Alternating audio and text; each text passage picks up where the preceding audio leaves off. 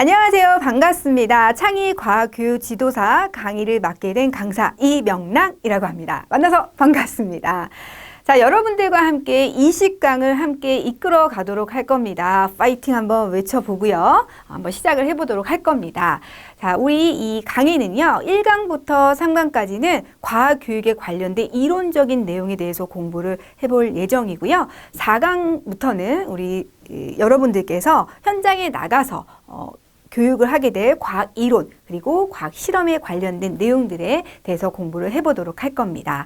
자, 오늘은요, 첫 번째 시간 1강입니다. 1강의 내용에서는 창의 과학 교육의 이해에 관련된 내용 한번 살펴보도록 할게요. 자, 준비되셨나요? 자, 그러면 먼저 첫 번째로 창의 과학이란 무엇이냐? 자, 창의 과학이 무엇일까요? 네, 여러분들이 굉장히 다양한 의견을 내고 계실 겁니다. 자, 우리 이 창의 과학이라는 것은 학생들이 과학의 개념을 이해하고 그리고 과학 실험을 통해서 과학적 탐구 능력을 향상시킬 수 있도록 하는 교과를 우리는 창의 과학이다라고 이야기를 해줍니다. 자, 뿐만 아니라 우리 개인과 나아가서 사회의 문제를 과학적으로 그리고 창의적으로 해결할 수 있는 능력을 기를 수 있도록 만드는 교과 역시 창의과학이라고 이야기를 해요. 자, 그런데 이러한 과정에서 우리 학생들이 너무 재미없어요. 지루해요. 억지로 하는 것 같아요. 라고 한다면 교육의 의미가 없죠. 그렇죠? 없게 되겠죠. 따라서 이러한 과정에서 과학을 즐기고 과학을 통해서 소통할 수 있는 과학적 소양을 기를 수 있는 교과가 창의과학이다라고 생각을 해주시면 됩니다. 자, 제가 지금 창의과학을 많은 어휘로 거창하게 장식을 하고 포장을 해서 설명을 해드렸는데요. 간단하게 생각해 주시면 돼요. 우리 학생들이 어떠한 과학적 문제에 직면하게 된 거예요. 그럼 이 문제가 왜 일어났지? 원인이 무엇이지? 호기심이 발동이 되죠. 그러면 우리 친구들이 실험을 통해서 이 원인을 찾게 될 거예요. 물론 실험하는 과정에서 실패도 있을 거고 성공도 있을 겁니다. 그러면 성공한 결과들로 과학적 원리를 발견하게 되겠죠. 자, 이러한 과정에서 소소한 재미로 이제 과학에 접근하게 될 거예요. 자, 이러한 능력을 기를 수 있도록 하는 교과가 창의과학이다라고 쉽게 생각을 해주시면 됩니다. 자, 이렇게 해서 첫 번째로 창의과학이라는 교과에 대해서 살펴봤습니다. 자, 그러면 두 번째 내용 살펴보도록 할게요. 자, 두 번째 내용은 창의과학 교육의 성격이에요. 근데 이 성격을 알아보기에 앞서서 기본적으로 알아야 할 용어 한 가지 짚고 가도록 할게요. 자, 보이시죠? 네, 핵심 역량이라는 용어입니다. 핵심 역량. 우리 핵심 역량이다. 많은 매체를 통해서 접해 보셨을 거예요. 자, 이 핵심 역량이란 의미는 초중등 교육을 통해서 누구나 길러야 할 기본적이고 그리고 보편적이며 공통적인 능력을 핵심 역량이다라고 이야기를 해줍니다. 자, 이 핵심 역량은요, 천선적으로 타고나는 것이 아니고요. 이 학습 능력에 의해서 향상될 수 있는 역량, 능력을 핵심 역량이라고 이야기를 해줍니다. 자, 뿐만 아니라 지적 능력, 인성, 기술 등을 포함하는 다차원적 개념으로서 우리 미래 사회에 살아갈 학생들이 지녀야 할 미래지향적인 역량이다라고 생각을 해주시면 됩니다. 자, 이 핵심 역량 어휘 꼭 머릿속에 정리를 해두시고요. 본격적으로 창의과학 교육의 성격 한번 알아보도록 할까요?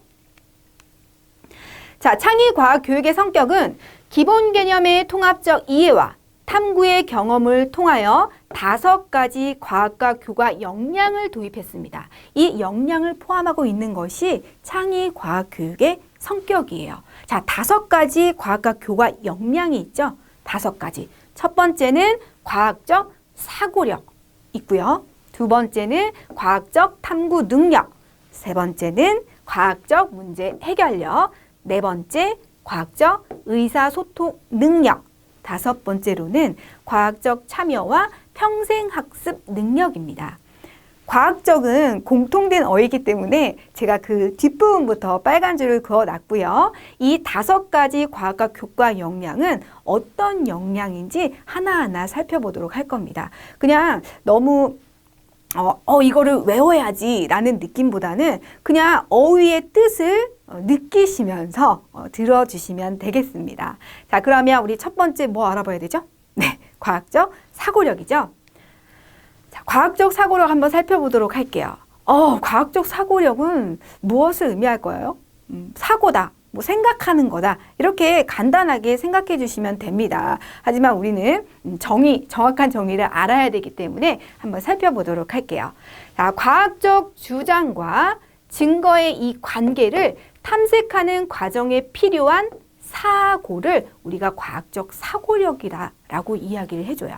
자, 과학적 세계관, 그리고 자연관, 과학의 지식과 방법, 과학적인 증거와 이론을 토대로 합리적이고 그리고 논리적으로 추론하는 능력도 역시 우리는 과학적 사고력이다라고 이야기를 해줍니다.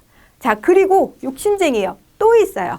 자, 추리 과정과 논증에 대해 비판적으로 고찰하는 능력 역시 과학적 사고력이라고 하고요. 자, 마지막으로 다양하고 독창적인 아이디어를 산출하는 능력도 역시 과학적 사고력이다라고 얘기를 해줍니다.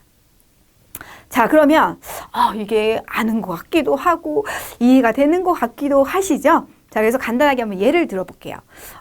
우리 여러분들 피사의 사탑이다, 낙하 실험이다. 어느 인물이 생각이 나나요? 네, 맞습니다. 갈릴레이죠. 이 갈릴레이가 산 중세 시대에는요, 무거운 물체 그리고 가벼운 물체를 동시에 낙하시켰을 때 무거운 물체가 먼저 떨어질 거야 라는 믿음이 강했어요. 그 중세 시대에는. 하지만 갈릴레이는 우리가 배웠던 이 과학적 사고를 통해서 생각을 바꿉니다. 어떻게 바꾸느냐? 무거운 물체와 가벼운 물체를 동시에 낙하시켰을 때 동시에 떨어질 것이다 라고 예측을 할 수 있었던 거죠. 그런데 어떤가요? 다양한 실험, 여러 실험을 거쳐서 이 낙하할 때, 어떤 물체가 낙하할 때 낙하 속도를 결정짓는 요인은 질량이 아니고 공기의 저항에 의해서 낙하 속도가 결정이 된다라는 사실을 발견하게 된 거죠. 자, 과학적 사고력이라는 것은 이런 것을 의미합니다. 별로 어렵지 않죠? 자, 이번에는 두 번째입니다. 두 번째는 과학적 탐구 능력이에요. 자, 우리 과학적 문제를 해결하기 위해서 어떠한 방법으로 해결할 수 있나요? 네, 맞습니다. 실험, 그죠? 그 다음에 자료 조사, 그리고 토론 등 다양한 방법으로 증거를 수집하고 해석하고 평가해서 새로운 과학적 지식을 알아내고 또는 의미를 구성해 가는 능력, 이 능력을 우리는 과학적 탐구 능력이다라고 이야기를 해줍니다. 자, 그러면 여러분들, 우리 학생들이 과학적 탐구를 하기 위해서는 어떠한 조건들이 필요할까요? 여기 나와 있어요. 네. 과학적 탐구 기능과 지식을 통합할 수 있어야 되고 이를 적용하고 활용하는 능력이 필요하겠죠. 자, 이렇게 해서 두 번째 과학적 탐구 능력까지 살펴봤습니다. 이러한 역량 등을 포함하고 있는 게 창의과학교육의 성격이에요. 자, 그러면 세 번째인데 우리가 일상생활에서 어떠한 문제를 해결하고자 할 때는 우리 과학적 사실이나 또는 과학적 개념이나 과학적 원리 등의 이런 지식들을 어때요? 지식들을 생각해내야 돼요. 그리고 이를 활용하고 다양한 정보와 자료를 수집, 그리고 분석, 그리고 평가하죠. 그리고 필요한 것을 선택해요. 조직해서 가능한 한 이 문제 해결 방안을 제시하고 실현시킬 수 있는데 필요한 능력, 이런 필요한 능력을 과학적 문제 해결력이다라고 이야기를 해줍니다. 그래서 정확한 정의를 말해보자면 이 과학적 지식과 과학적 사고, 우리 앞서 1번에서 배웠던 내용이죠. 과학적 사고를 활용하여 개인적 혹은 공적 문제를 해결하는 능력을 과학적 문제 해결력이다라고 이야기를 해줍니다. 자, 그러면 네 번째 살펴보도록 할까요? 자, 네 번째는 과학적 의사소통 능력을 말합니다. 이 과학적 의사소통 능력이란 뭐냐면 우리 과학적 문제 해결 과정과 결과를 어떠한 공동체 내에서 공유하거나 또는 발전시키기 위해서 나의 생각을 이야기해요. 뿐만 아니라 타인의 생각을 이해하면서 조정하는 능력을 우리가 과학적 의사소통 능력이다라고 이야기를 해줍니다. 자, 우리 의사소통할 때 어떠한 방법으로 하나요?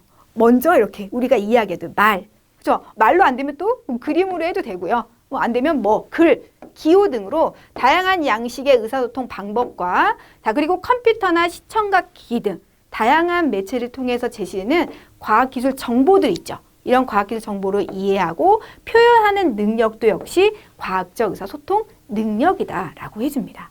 자, 그리고 마지막으로 증거에 근거하여 우리 논증 활동하는 거 있죠. 이 논증 활동하는 능력도 역시 과학적 의사소통 능력이다라고 이야기해 줍니다.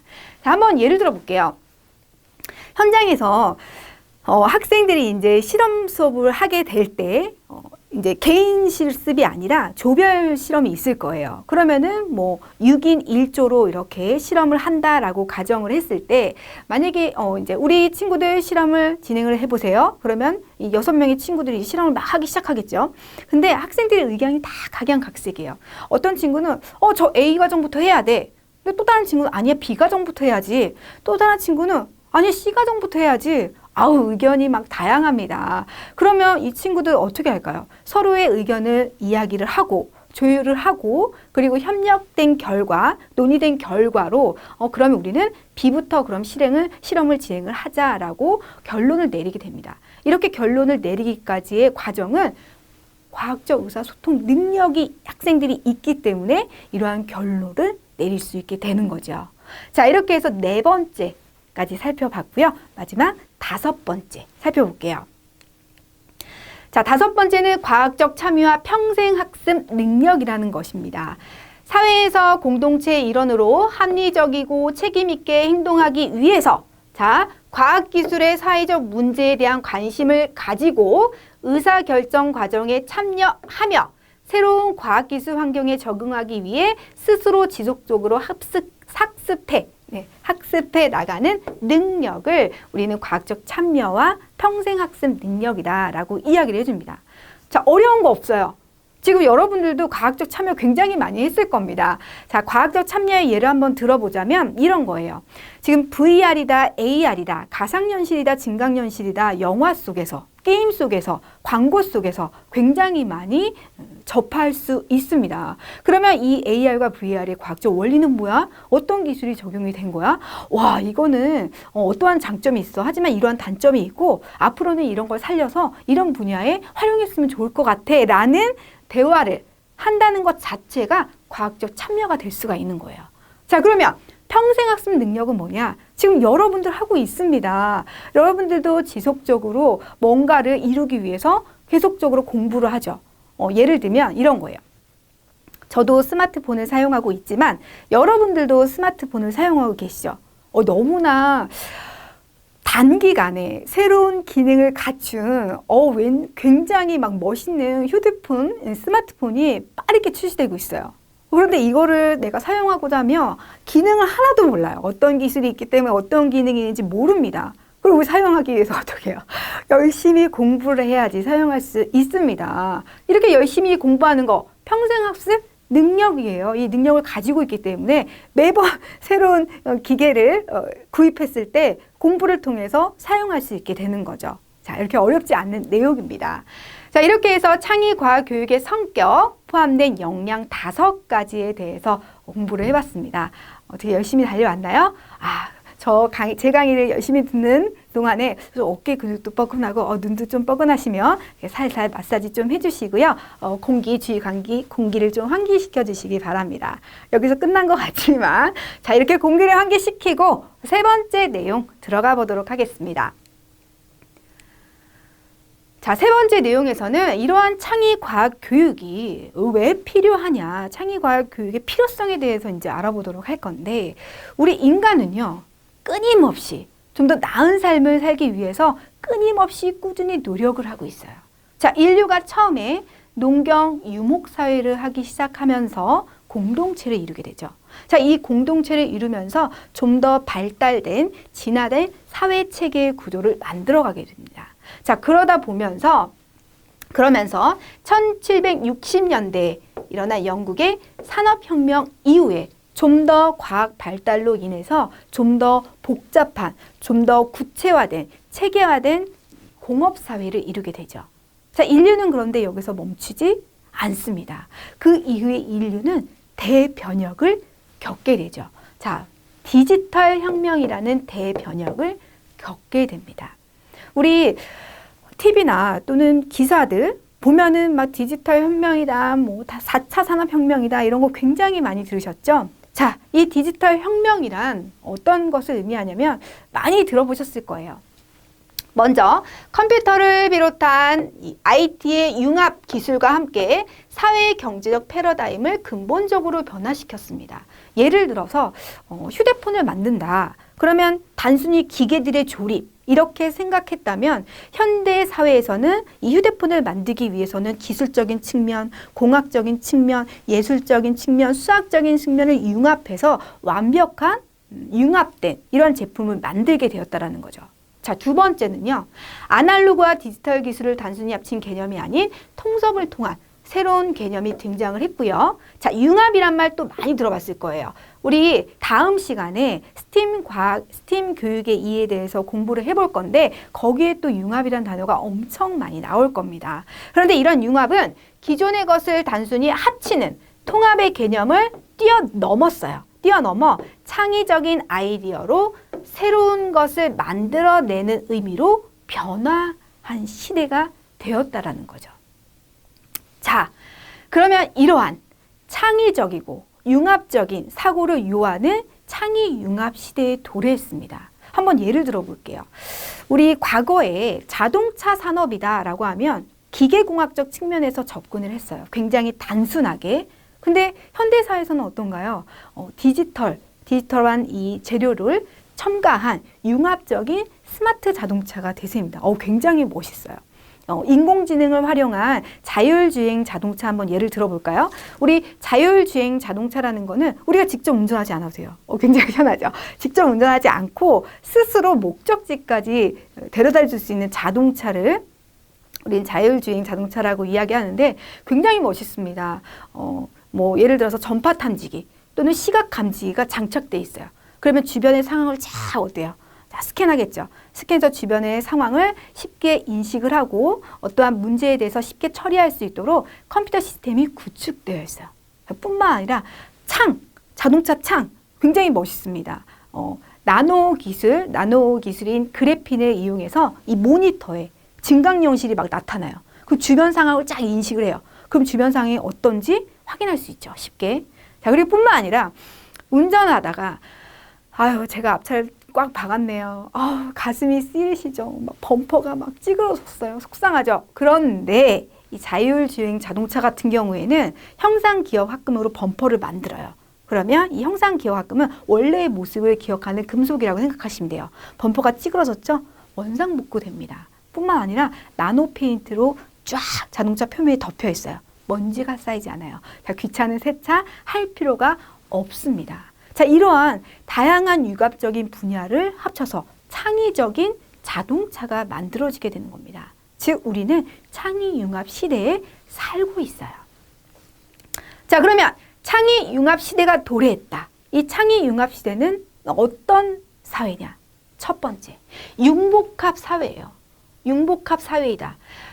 이 융복합 사회이기 때문에 과학기술의 발달과 기술산업의 융복합화로 인해 전문성을 바탕으로 다양한 분야를 연결시킬 수 있는 창의성과 의사소통 능력이 당연히 필요하겠죠.